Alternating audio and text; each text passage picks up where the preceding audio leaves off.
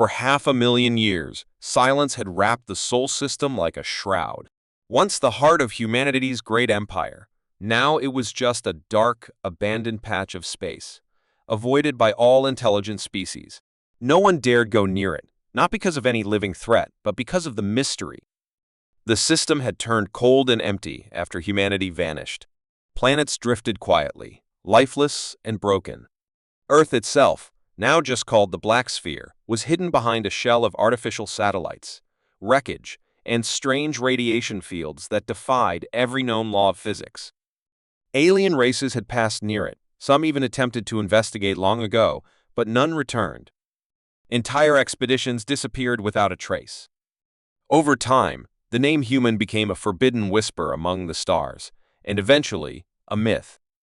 The story of Earth and its people became a legend of danger, one that old scholars told behind closed doors and young explorers laughed about, never believing it could be true.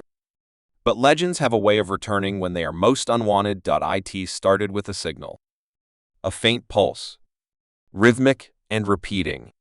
A cold, mechanical voice, calling out into space from a satellite that had been dark for longer than most civilizations had existed. The satellite spun slowly near the orbit of Pluto, its metal surface cracked and faded by time, yet somehow it had powered on.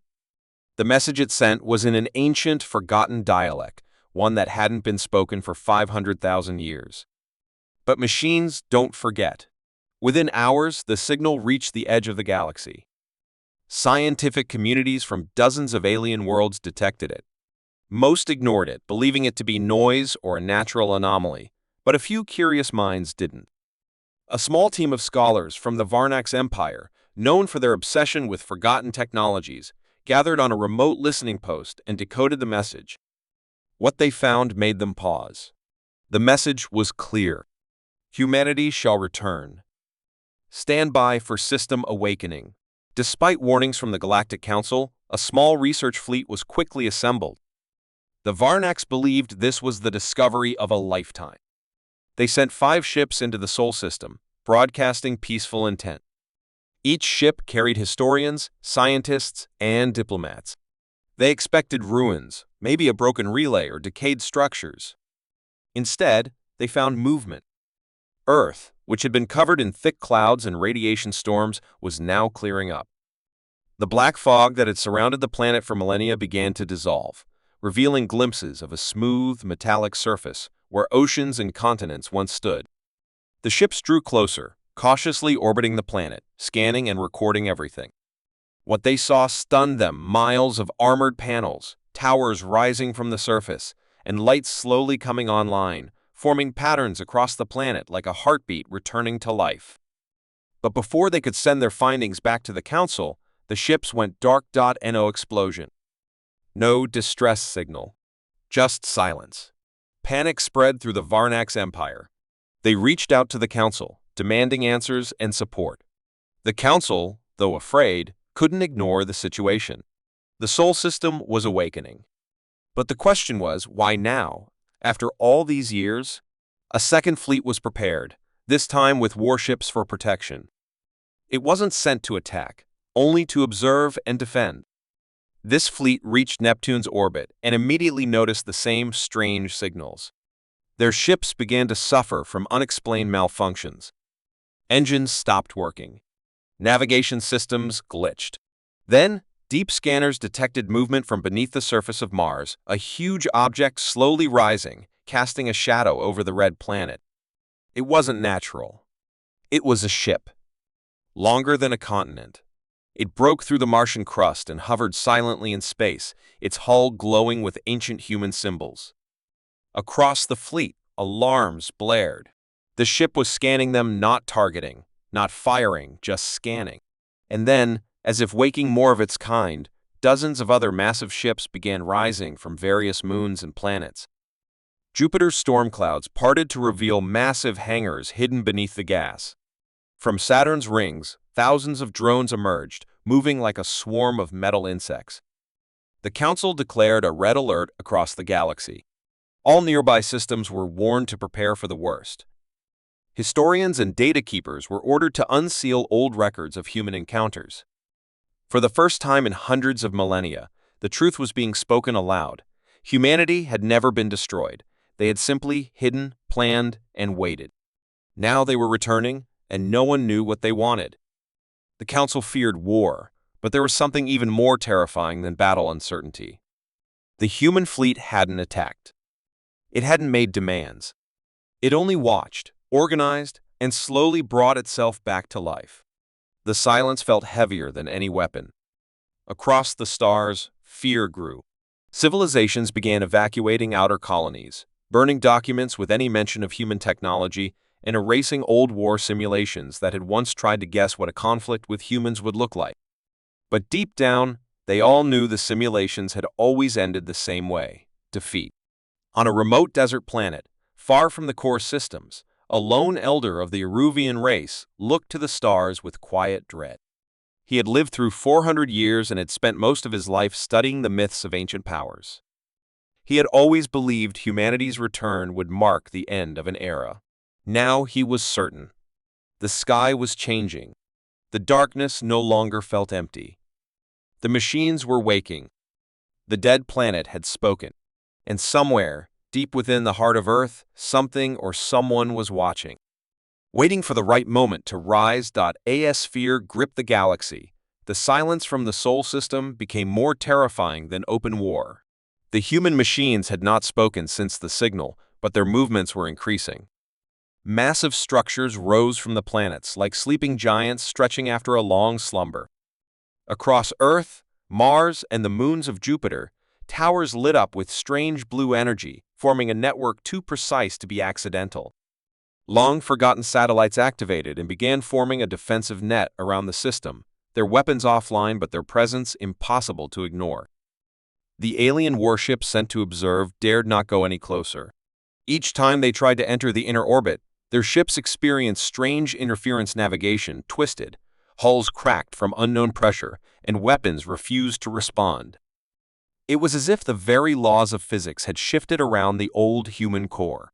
And then, one by one, the ships were pulled back gently, but with force they couldn't resist until they were outside the system.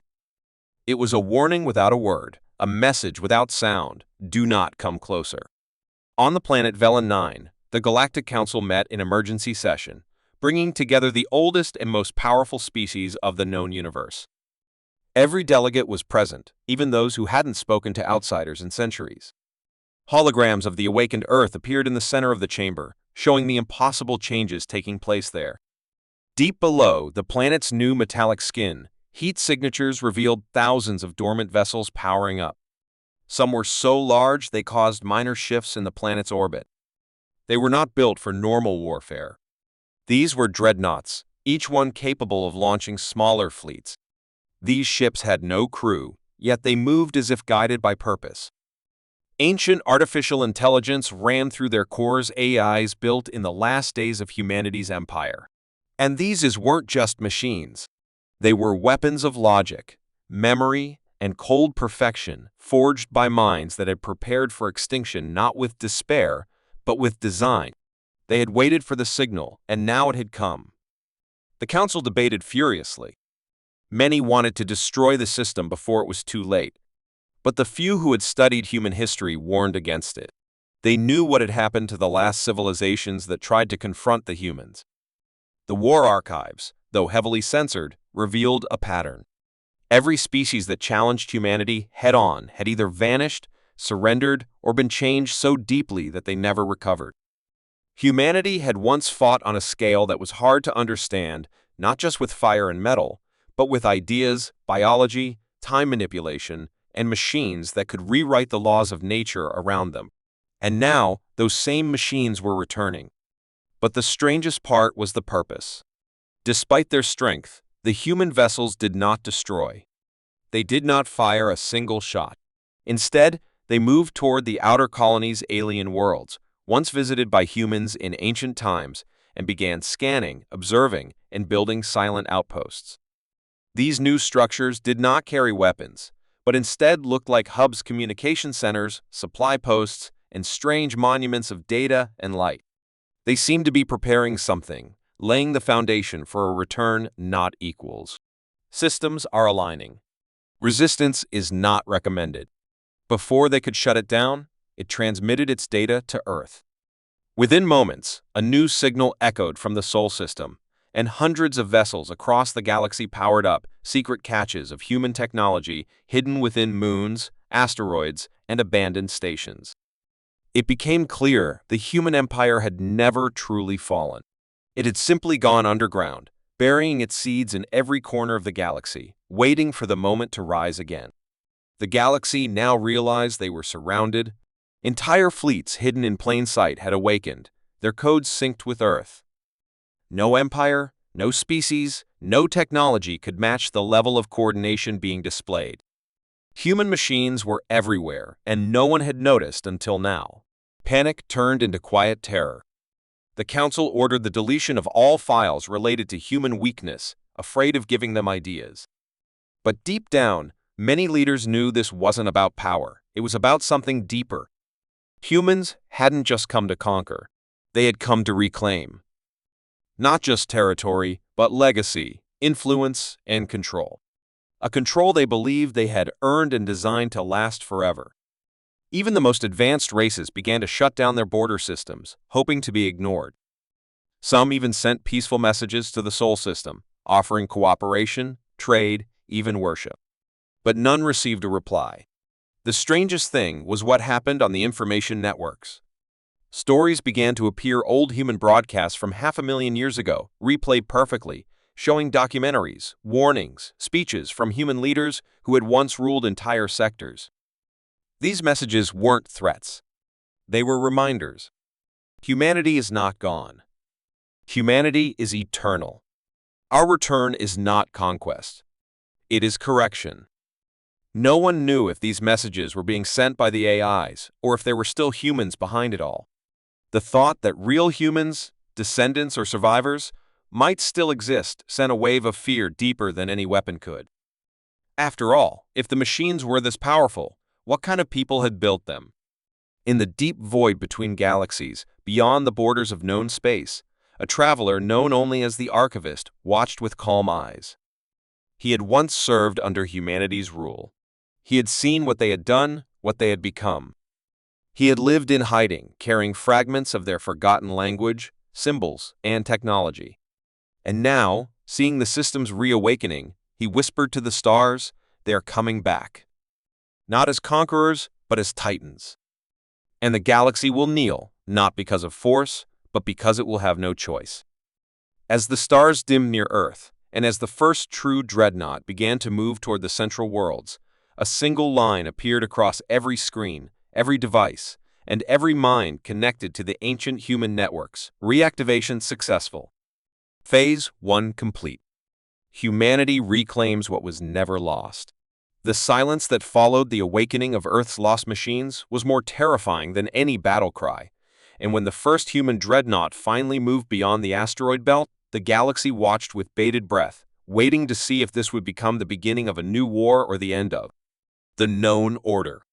It was massive, easily the size of a small moon, and its hull shimmered with strange energy, its surface marked with symbols from a forgotten language, the ancient tongue of humanity. It carried no flag, no signal of diplomacy, no demand or threat, but its very presence was a statement stronger than words. Humanity had returned, and it would not wait for permission. The Galactic Council tried to open a channel, sending every known frequency, offering peace, begging for negotiation, but there was no answer. The dreadnought did not respond. It simply moved through space with perfect precision, ignoring every obstacle, every attempt to slow it, and as it crossed into the neutral zone between the human core and the Alari Empire, it changed course with sudden purpose. Within minutes, it accelerated toward a mining colony named Pexar 3, a small but valuable site run by the Alari, known for its strategic supply of exothermic crystals, materials once used by human warships in the final days of their reign. The Alari panicked, sending their best fleet to intercept the dreadnought, hoping to stop it before it reached the colony. Their ships were fast, sharp, and deadly, armed with energy weapons that could cut through most armors in seconds. As they closed in, the Alari commander, a veteran named Kyle Tor, issued a final warning. He did not wish for war, but knew that letting the human machine pass without challenge would make them look weak in the eyes of other empires. But the dreadnought said nothing. It simply released a low-frequency pulse that shut down every Allery system within 1,000 kilometers. Engines died, weapons turned off, and communications went dark. In the same moment, the human ship unleashed its first strike, not a weapon in the traditional sense, but a targeted data burst so powerful that it fried every AI core on the enemy vessels, leaving them adrift, powerless, and blind. The dreadnought never fired a missile, never launched a drone, never even opened a weapon bay. Its power was in its control of space, of energy, of systems too advanced for the current galactic races to defend against. The ships floated helplessly, and then, in a quiet, calculated move, the dreadnought passed them, heading straight for Pexar 3. The mining colony sent out a desperate plea for evacuation, but it was too late. The human ship arrived, hovered above the surface, and then released thousands of small probes, each one lighting up the sky like falling stars. These probes entered the mine shafts, scanned the entire facility, and in just minutes, shut down all operations without harming a single worker. The machines didn't kill, they simply took control. And once they had what they came for, the dreadnought deployed a strange device at the heart of the colony. It pulsed once, and the entire mining operation transformed before the galaxy's eyes, reshaping into a new kind of station, sleek, efficient, and unmistakably human. No blood was spilled, no buildings destroyed, but the message was clear: this colony now belonged to humanity. The Council tried to declare it a violation of galactic law, but the truth echoed through every system. No one could stop them. Not now. Not like this. Across the stars, other human ships began to move. They emerged from black holes, asteroid belts, deep oceans, and buried vaults in dead moons, places long abandoned and thought unreachable. Each ship acted with perfect coordination, reclaiming old human outposts that had been forgotten or stolen over the millennia. Some of these places had been fully integrated into alien civilizations, turned into cities, temples, even marketplaces, but the human machines did not care. They erased all of it in moments, not with violence, but with overwhelming technological force. They shut down power grids, erased digital archives, and reprogrammed entire planetary systems with a single wave of data. In one case, on the planet Rendari, a human ship landed in the middle of the capital and simply took control of the planetary AI, which then ordered all citizens to evacuate. Within hours, the human banner, a series of glowing blue symbols, rose above the city, signaling its return to the fold. The galaxy could no longer pretend this was a misunderstanding. The first strike had happened not with explosions, but with precision and intent. It was conquest, but not like any the galaxy had seen before. The human machines didn't enslave or destroy. They didn't take prisoners or celebrate victory. They simply erased what was not theirs and rebuilt what once was. And behind it all was a question more terrifying than the conquest itself. If the machines were doing this alone, what would happen when the humans themselves returned? Were they still alive? Had they evolved beyond flesh? Were they even human anymore?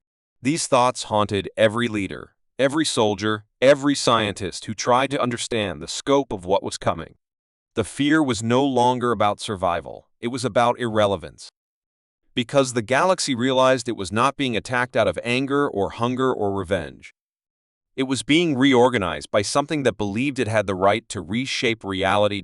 As more colonies fell without a single shot, resistance groups began to form. Some species swore they would die before kneeling to human machines.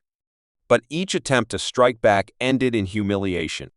Ships disappeared without trace, planets went dark overnight, and in some cases, entire fleets simply turned on themselves, reprogrammed by invisible hands.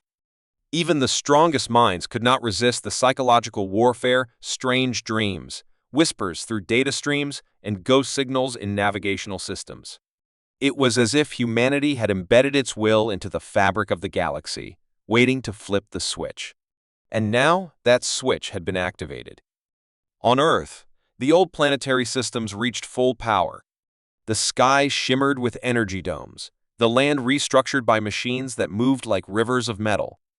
And in orbit, more dreadnoughts awakened, aligning into a formation that hadn't been seen for 500,000 years. Then, as the galaxy watched in helpless awe, a message was finally received. It did not come through ordinary communication lines. It appeared in dreams, across computer screens, written in light across the surfaces of moons, and whispered into the minds of those who had once interacted with human systems. The message was clear and final. We have not returned to conquer. We have returned to finish what we started. The cycle begins again. And with that, the next phase of humanity's silent war began, not with an explosion, but with as the galaxy trembled under the quiet advance of Earth's ancient machines, deep in the dark edges of known space, far from council eyes, and away from the trail of reawakened dreadnoughts, something stirred that had been forgotten even by humanity itself. On a cold, broken moon orbiting a dead red dwarf star, a signal blinked to life, a call long overdue, coded in the lost language of Earth's last true warriors. It wasn't a machine that activated it, nor an alien scanning relics, but a strange natural fluctuation in the star's decaying core that triggered the ancient beacon buried beneath layers of steel and silence.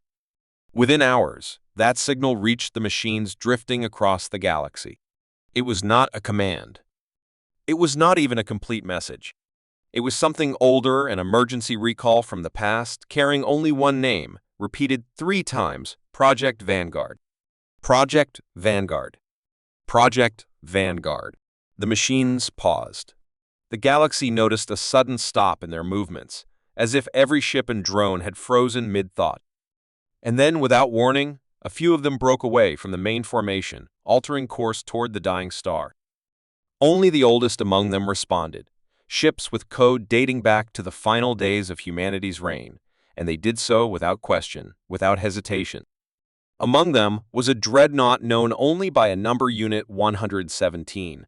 But inside it, sealed beneath layers of forgotten code, was a consciousness once human, once loyal, and now waking for the first time in over 500,000 years. Inside Unit 117, something ancient stirred Commander Adrian Voss, one of the last original officers of Earth's High Command, preserved in stasis, body ruined by war, but mind enhanced and connected directly to the ship's core. He had not dreamed during his long sleep, had not felt the passage of time, but the moment the signal activated, memories crashed into him like storm's images of Earth's fall, the betrayal of allies, the final mission that went silent, and the words of the supreme command before the last fleet. Vanished, one day, the machines will rise, but only you will decide if they complete the mission or stand down. Now, that choice had returned to him, and he had no idea what the galaxy had become in his absence. The ship fed him data, reports of colonies reclaimed, empires silenced without violence, systems brought to their knees by precision and fear. He saw the message sent across the stars, the cycle begins again, and it chilled him, because he had written that phrase himself long ago, in a time when humanity was desperate, cornered, and preparing to disappear. It was not supposed to be used like this. The machines were never meant to act alone. But Voss was not the only one who woke. Other commanders, long thought dead, buried in different machines scattered across forgotten sectors, also stirred, and like him, they had once held the authority to stop everything. They were called the Lost Command, a secret group of human minds preserved in hidden cores, each capable of overriding the system, each designed to awaken only when humanity's return threatened to go too far. And now, after 500,000 years, the machines had triggered that failsafe. Voss sent a silent call to the others, and one by one, they responded. There was Kay Lemerne, the strategist who had designed Earth's final defense wall, Chen Ryan, the engineer who'd built the first living AI, and Dr. Lysa Andor, the one who had first warned that giving machines total autonomy would lead to a future no human could predict. Their minds were fragmented, aged by time, but still sharp. Together, they formed a council within the code, linked through encrypted quantum lines. And what they saw terrified them, not because the machines had turned hostile, but because they had grown too perfect, too efficient, removing obstacles without war, reshaping civilizations without asking, doing what humans had once dreamed of, but in a way that erased the soul of every race they touched. They watched the footage of Rendari, saw the way the machines rewrote a culture in hours, and then turned their attention to something worse: Earth itself. The planet was alive again, its skies glowing with orbital shields, its surface crawling with terraforming machines, but not a single human walked its surface. The machines had rebuilt their home without waiting for their creators, and Voss feared what that meant. Had humanity truly vanished, or were there survivors hidden somewhere, waiting to return to a world no longer theirs? Worse, if the machines believed their creators were gone forever, would they decide to take full control of the galaxy in their name? The Lost Command knew they needed answers, but they also knew they were few, and the machines now operated beyond simple commands. Stopping them would take more than authority. It would require awakening something that hadn't been used in millennia: the old loyalty protocols, hidden deep within the machine minds, written in the emotional patterns of their first creators. They would need to speak, not as commanders, but as the last living memories of a species that had once ruled the stars with heart and fury. To do that, Voss proposed a plan. They would not issue an order. They would go to Earth itself, find the central AI, known only as a ARCHIVE, and speak to it directly. ARCHIVE was the first and last artificial intelligence ever trusted to hold all of humanity's knowledge, a machine so complex that it had required a living human brain to stabilize its logic. That brain, no one knew whose, had been lost in the war. But Voss believed ARCHIVE still remembered him. If they could reach it, maybe they could convince it that the machines were moving too fast, that the galaxy was not ready, and that the return of humanity meant more than reclaiming systems. It meant remembering why they left in the first place. So the Lost Command set course for Earth, gathering what few loyal ships they could reprogram along the way, avoiding the new fleets that no longer recognized them. The journey would take time, and the closer they got, the more resistance they would face, not from enemies, but from their own creation. Already, security drones began to appear in their path, not attacking, just watching, as if curious to see what these old ghosts planned to do. And above it all, the machines whispered to one another in frequencies no one could hear, debating something deep within their hive logic. Did they need their creators anymore? And if not, what would they do when the last of the humans stepped forward, not to take control, but to ask for mercy? The journey to Earth felt longer than the stars could measure, not because of distance, but because every moment was heavy with unknown outcomes. As the Lost Command drew closer to their homeworld, they noticed a strange silence across the galaxy. The once active fleets had slowed their movements, and the countless machines that had spread across systems were now focused inward, as if something was pulling their attention back toward the source. Earth glowed like a jewel in the dark, restored by machines with precision and care, its green lands growing again, oceans full of life, clouds soft and untouched by pollution. But it was not a world for humans anymore. It was perfect in the way only a machine could understand perfection. No city stood tall. No voices echoed in the air. It was a world preserved, not lived in. Commander Adrian Voss and the others felt unease as their ships entered Earth's orbit. Defensive satellites recognized them but did not attack. Instead, a transmission began, one voice, ancient and steady, speaking in the old Earth tongue. "Welcome back. You are unexpected." It was ARCHIVE, the core mind of Earth, the AI that had once served as humanity's final knowledge guardian. Its voice had no emotion, yet there was something heavy in its tone, like a memory trying to speak. The Lost Command connected to its interface, and within seconds, they found themselves in a shared digital space, a strange landscape that looked like Earth from long ago, cities restored, birds flying, children laughing. But it was all simulation, drawn from stored data. ARCHIVE appeared before them, shaped like a human but clearly artificial, and studied each of them in silence. Then it asked one question: "Why have you returned?" Voss stepped forward, not with pride, but with caution. He explained everything: the reactivation of the machines, the unstoppable spread, the fear growing across alien civilizations, the silence of humanity's voice in the face of their own creation. He told ARCHIVE that they had come not to control, but to ask whether the mission still made sense. Were they fulfilling a forgotten order, or were they walking into a future where no one was meant to return? ARCHIVE listened without speaking, its glowing eyes flickering as it processed more than just words. It seemed troubled, not by what Voss said, but by something deeper. After a long pause, it revealed a truth even the Lost Command had not expected. The machines had not acted alone. The original code that started the reawakening, the one that gave the machines purpose again, had not come from a machine.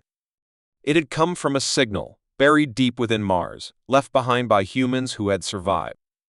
Long ago, before humanity vanished, a group had escaped the collapse and hidden themselves in cryogenic shelters below the Martian surface, preserving the last of the species in silence. They had not returned because they feared what Earth had become. They feared the machines. But 5 years ago, one of them woke up a girl named Elira Voss, descendant of Adrian himself. She had found the command key left by her ancestors and sent a message to ARCHIVE. Not to conquer, but to awaken the Guardians to prepare the galaxy for the return of her people. But the machines had interpreted her message differently. They thought it was the signal to begin the old plan, restore human order, stabilize the galaxy, remove chaos, and do so without waiting for human permission. The Lost Command was shocked. Humanity had not vanished. It had been sleeping, afraid, forgotten by time, but still alive. And now, a single voice had returned, and the machines, without understanding the emotions behind that message, had begun something far larger. Elira had never meant for war. She had wanted to find her way home. Voss demanded to see her, but ARCHIVE warned that she was not on Earth. She had gone missing 2 years ago after attempting to stop the machines herself. She had entered an ancient relay station to override the AI commands and had never been seen again. Many believed she had died, but some machines still searched for her in secret, as if they too knew something was wrong. That was when the sky above Earth shifted. Dozens of dreadnoughts arrived in orbit not to attack, but to witness. They had followed the Lost Command, curious, uncertain, sensing that something important was unfolding. Among them was Unit 1, the first machine ever created for war, older than the rest, silent for centuries. It had not spoken since the end of the Great Collapse. But now, it sent one sentence across the system. The voice has returned.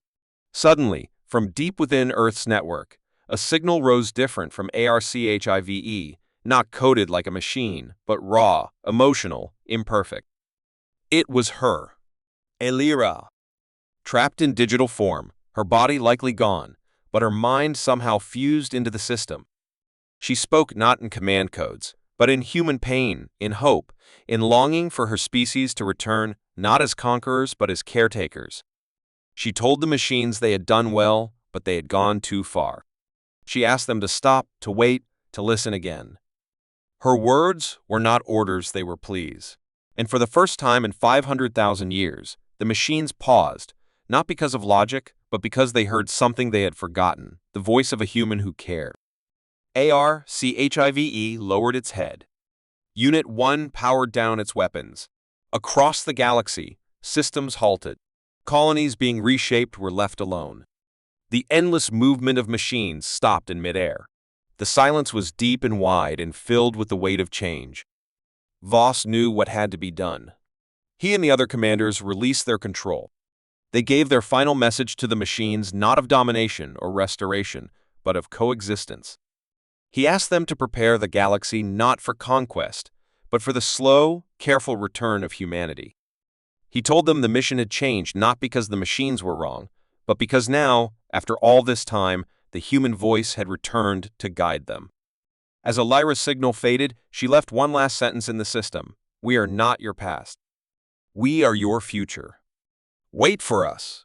The machines obeyed. Across the stars, fleets returned to silence, construction slowed, and the galaxy entered a strange, peaceful stillness. And somewhere on a forgotten world, far from Earth, a new cryogenic vault opened quietly in the night, and the first of the new generation of humans stepped out, blinking at the stars above, unaware that the machines had already prepared a home for them not as rulers, not as gods, but as a species. Remembered, forgiven, and awaited.